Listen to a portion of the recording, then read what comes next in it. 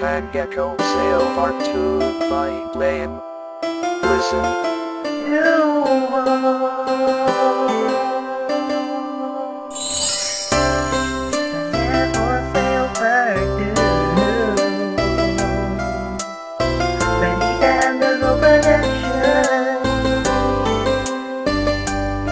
Abril 15 ng 2010 nang sabihin mo sa'kin na ikaw ay aalis at ako ay iyong lilisanin. At ako ay nagtanong ko saan ka magpupunta, sabay iyong isinagot pupunta ka ng Italia. Hindi ako makapaniwala pagkat di ko tanggap na sa aking tabi malalayo ka sa isang iglap. Kinabukasan itinext ko kaagad ang pinsan ko, itinanong ko sa kanya alis mo ba ay totoo. Bigla akong napasimangot sa kanyang isinagot, sinabi niya totoo daw, agad akong napalungkot. Bagkus pumasok sa isipan, samantalahin ko na ang nabibilang na mga araw sa ating dalawa sinta. At doon na nag-umpisa nung birthday ng kaibigan mo, masaya tayong magkasama habang ipinapangako nga kahit anong pagsubok di tayo magpapatalo. At ano man ang mangyari sa atin ay walang susubok.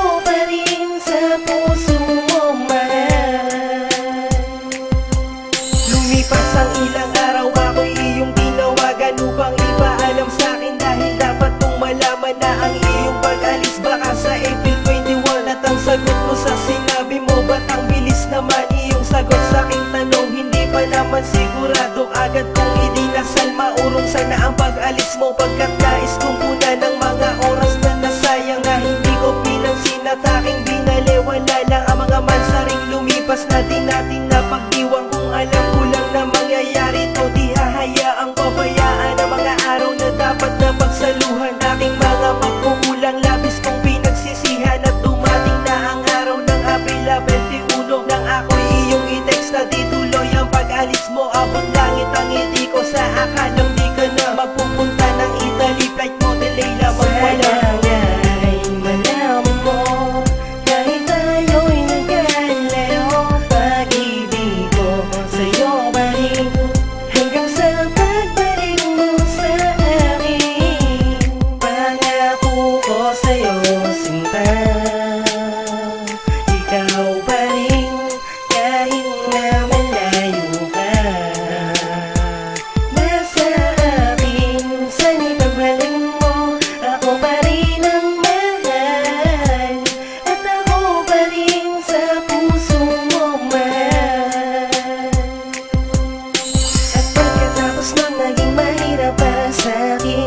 Magmalayo ka sa tabi at sa aking piling, pagkat ang puso ko'y nasanay nang nandito ka. Kailan ka ba magbabalik? Yan una kong tanong sinta. At sinagot mo sa'kin 1 year ka lang dun sa Italy. Aking sagot sana nga boss yan ay mangyari, pagkat hindi ko kaya na haraping mag-isa ang mga mansaring magdaraan sa ating dalawa. At ang sagot mo sa'kin, basta boss huwag kang mag-alala, isipin lamang ang pangako sa isa't isa. Huwag magpatalo sa mga problemang darating at ang mga pagsubok malalampasan din natin. At ilang buwan ang lumipas biglang nagbago, ating tiwala at sumpaan ay naglaho. Parehas tayong dalawa tamang hinala, sa relasyon natin puro away ang naglalaan. Malaman mo kahit tayo'y nagkalayo, pag-ibig ko sa'yo pa rin hanggang sa pagbalik mo.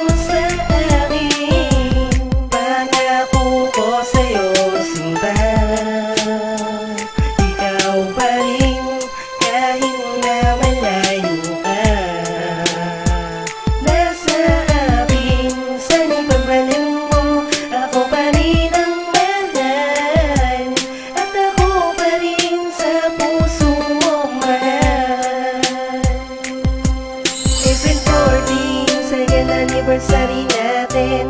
Ako'y nagulat nang ipagtapat mo sa'kin. Ayaw mo na sabay-sabit na break na tayo. Aking tinanong kung ano ba ang dahilan mo, ngunit ang sagot mo sa akin di mo na kaya ang relasyon na malayo sa isa't isa. Iyong pa siya, hindi ko na pinigilan. At sabit sa'yo, mag-iingat ka na lamang yan. Basta tandaan mo na si Blay may nandirito lang sa oras na kailangan mo ng masasandalan. Asahan mo na kahit na wala na tayo, di man natupad ang ating mga pinangako. Salamat din pala sa mga masasayang araw na binahagi mo sa akin noong araw na pinagdiwang natin ang first anniversary sa ating dalawa. Bakit ganito mangyayari? Alam mo, kahit tayo'y nagkalayo, pag-ibig ko sa'yo pa rin hanggang sa pagbalik mo sa akin. Pangako ko sa'yo, sinta, ikaw pa rin kahit na malayo ka. Nasa akin, sana'y pagbalik mo, ako pa rin ang mahal. At ako pa rin sa puso mo mahal. Saan man napunta ang pangako natin sa isa't isa.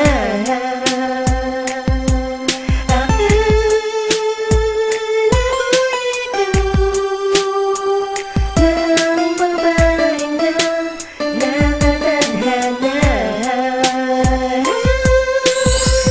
Pangako ko sa'yo,